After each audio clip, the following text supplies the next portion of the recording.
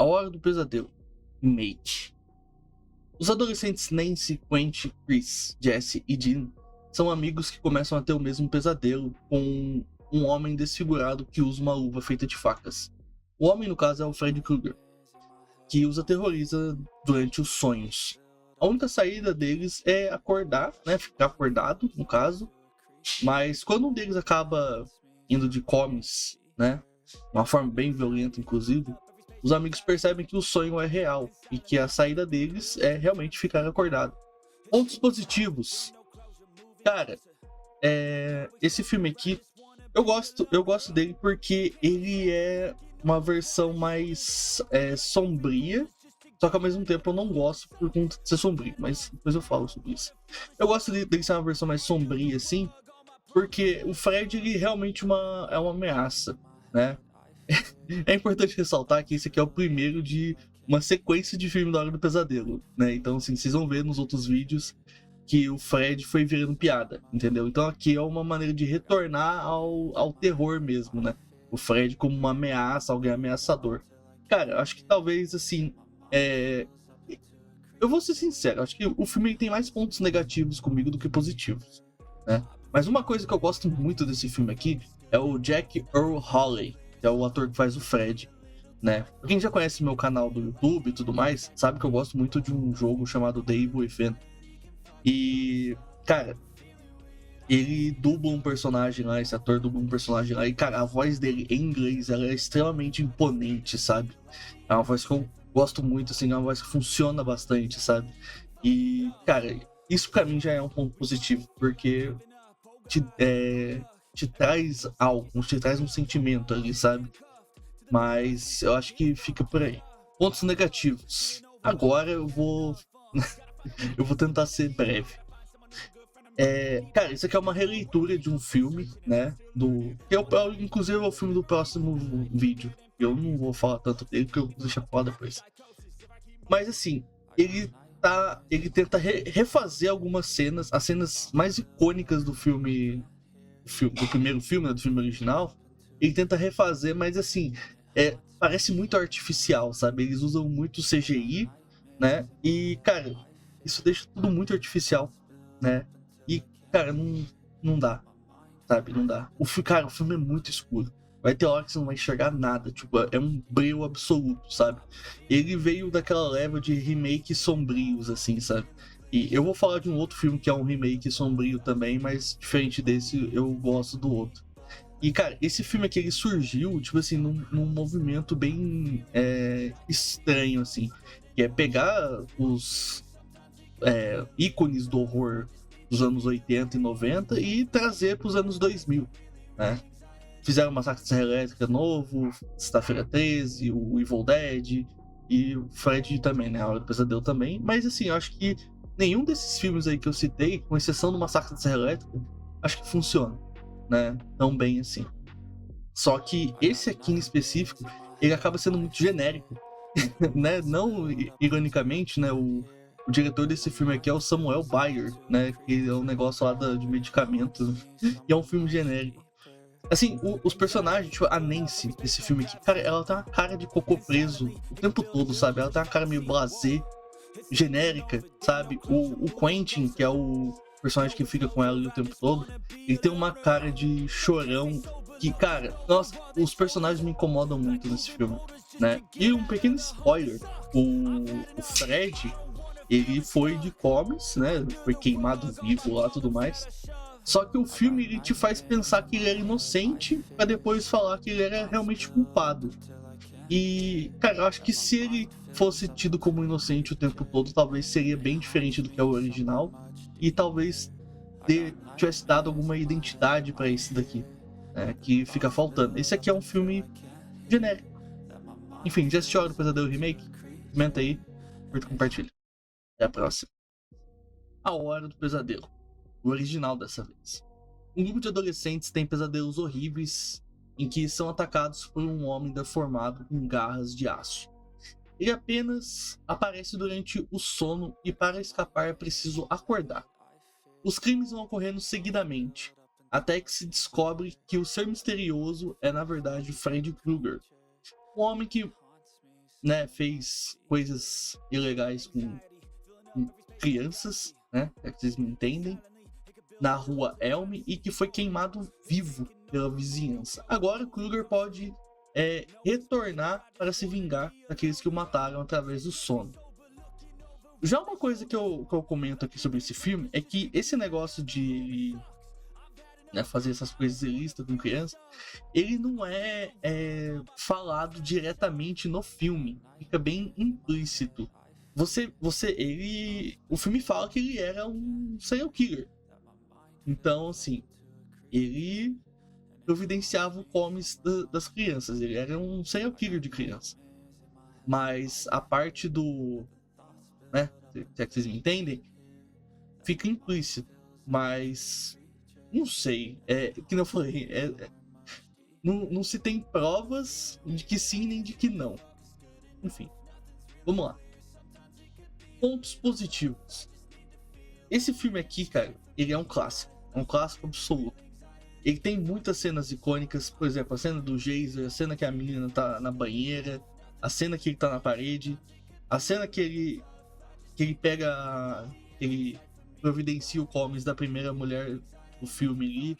Cara, tudo é icônico. Tudo é icônico, sabe?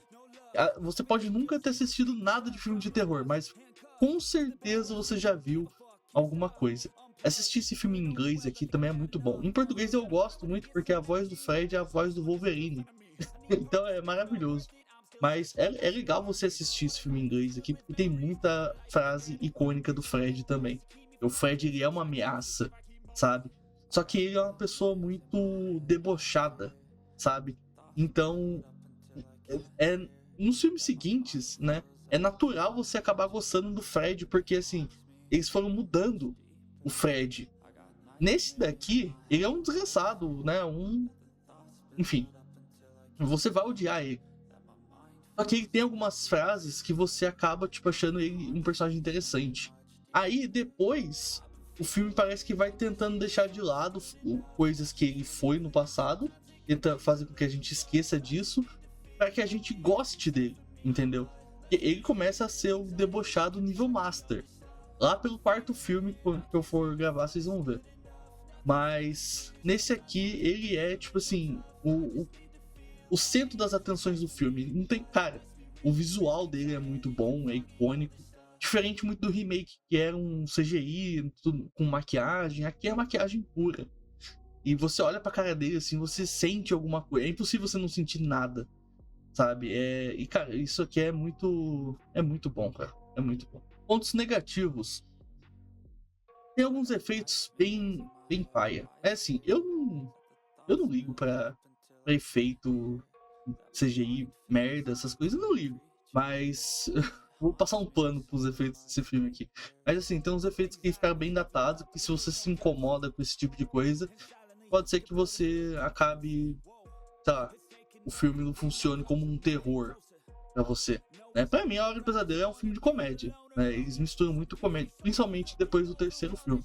Nesse aqui eu acho que não tem tanta comédia assim, mas a partir do terceiro tem, que daí o Fred ele já vira a cara da franquia, sabe? Ele já vira o ícone da franquia. Aqui o ícone é a Nancy, né? No terceiro filme também é a Nancy. Então tem meio que um protagonismo dividido entre a Nancy e o Fred. Mas aí a partir do quarto é só o Fred. Mas acho que um ponto negativo talvez seja só isso, porque, cara, é um filme, pra mim, 10 de 10. Enfim, já assistiu A Hora do Pesadelo? Comenta aí, curta e compartilha. Até a próxima. Tchau, tchau. A Hora do Pesadelo 3, Guerreiro dos Sonhos. Pois é, o título é maior do que a sinopse do filme. Alguns adolescentes são internados em uma clínica psiquiátrica, né, porque eles estão atormentados por um pesadelo parecido, onde eles sonham com uma figura queimada, com o rosto deformado, usando um suéter vermelho e verde e um chapéu marrom. Então eles meio que é encarado que eles são problemáticos pela sociedade, só que ninguém entende neles, porque assim, em filme de terror ninguém vai acreditar em adolescente. É assim que funciona, né? Desculpa se você é adolescente e tá assistindo isso aqui, mas ninguém acredita na palavra adolescente, né? Sacanagem com os adolescentes, né? E Só que daí eles mostram que o adolescente tem força, eles têm união e que eles conseguem bolar uma forma de combater esse sonho juntos. E graças a outra personagem principal aqui do filme. E aqui, nesse filme aqui, a gente tem 3 personagens principais. Tem a Kristen, que é a adolescente que aparece no começo desse filme. Tem a Nancy, que volta do primeiro filme pra cá. E tem o Robert Englund, que é o Fred. Então, sim, são 3 personagens protagonistas. Aqui, o Fred já tá mais zoeiro, entendeu? Você já vê que ele tá ensaiando um negócio mais, sabe... acho que eu esqueci de falar pontos positivos, né? Mas enfim, pontos positivos, então. Aqui, o Fred, ele tá começando a ter esse negócio, sabe? Das frases icônicas. Tem uma frase dele, que eu não posso colocar vídeo aqui, que é o que ele enfia a cabeça da mulher na TV. Que... Mano, aquela cena é muito boa. Ele fala uma frase que eu esqueci a frase agora, mas que é muito boa. Tem um menino que é um mago de RPG lá, que ele fala, eu não acredito em contos de fada, bitch, e tipo, mata, né? Enfim. E, cara, é muito bom isso, cara, é muito bom. Tem uma menina que ela tem problemas com drogas e tudo mais. Daí, tipo, ele faz a mão dele com várias seringas, assim, de, tipo, vamos ficar doidão, sabe? Cara, é muito bom, mano. É muito bom isso daqui. E o que os adolescentes fazem, a ideia dos adolescentes de que nos sonhos deles, eles têm a força, eles têm o poder, sabe? Isso aqui é uma ideia muito criativa, muito legal. Porque nos nossos sonhos a gente consegue fazer coisas inexplicáveis, né? E por mais que alguns tenham um poder meio bosta, é legal você pensar, pô, o Fred no sonho ele é tipo mega ultra poderoso, ele faz o que ele quiser, né? Só que o sonho é seu. Então você tem o controle daquilo. Então assim, tem um cara que é super forte, tem um menino que é mago de RPG que eu falei, que no filme ele é cadeirante, só que nos sonhos dele ele consegue andar, né? E tem um personagem que não fala, que né, ele é mudo, mas que no sonho ele consegue falar. Enfim, são vários poderzinhos assim que eu acho muito legal, cara, muito interessante, dá um ar novo assim. Pontos negativos, cara, eu acho que o problema dos efeitos ali digitais também são... não é efeito digital, tem um stop motion ali que talvez tenha envelhecido um pouco mal. Mas assim, que eu falei no filme anterior, não me incomoda tanto. E é nesse filme aqui também que a gente é introduzido ao passado do vilão, né? O passado do Fred. Onde a mãe dele era uma freira, uma iniciante ali, não sei ao certo. E que ela foi... Como é que eu posso falar isso? Ela foi... forçada a fazer coisas, se é que vocês me entendem, num hospício onde tinha, assim, 100 maníacos, né? Então ela tava grávida de um filho bastardo de 100 maníacos, entendeu? Assim, uma história bem pesada. Só que isso faz parte daquele processo que eu falei que eles iam tentar mudar. Porque o Fred, ele é um vilão, né, lá do primeiro filme que vocês viram lá, né, que eu falei e tudo mais. E aqui eles tentam dar meio que uma justificativa, sabe? Mas não é pra, tipo assim, ele é desse jeito porque olha o que aconteceu com ele na infância. Não é por conta disso, não é pra fazer isso com ele. É pra que a gente goste do personagem, a gente tenha pena dele e que a gente entenda a motivação dele, entendeu? Cada filme que passa, eles vão fazendo com que a gente esqueça o passado dele, de quem ele era, né? O que ele fazia, entendeu?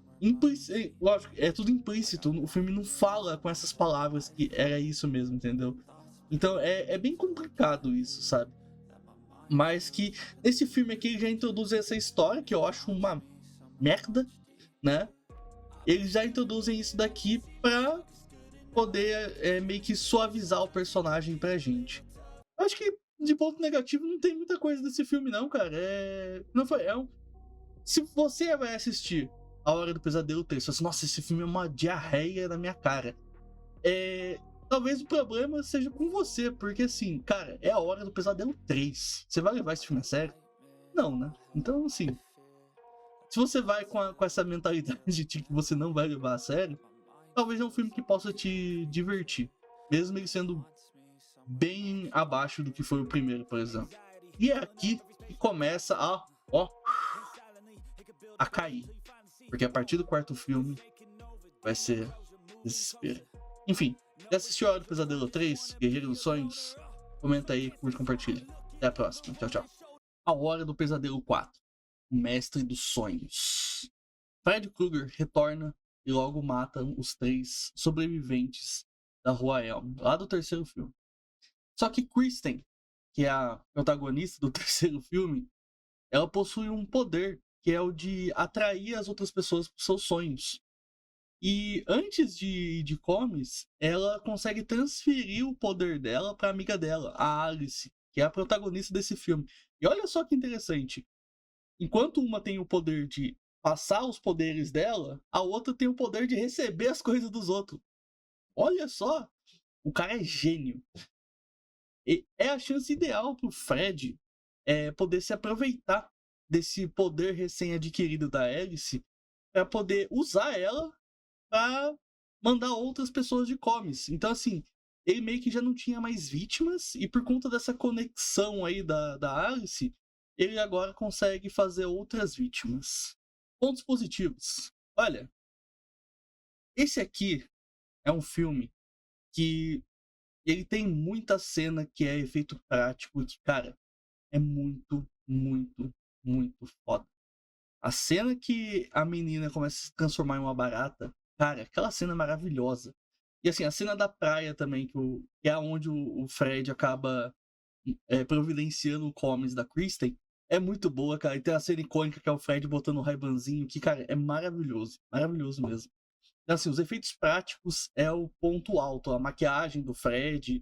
Cara, questão de maquiagem, é tudo muito bem feito. Os efeitos digitais continuam a mesma coisa. Mas eu acho que os efeitos práticos compensam.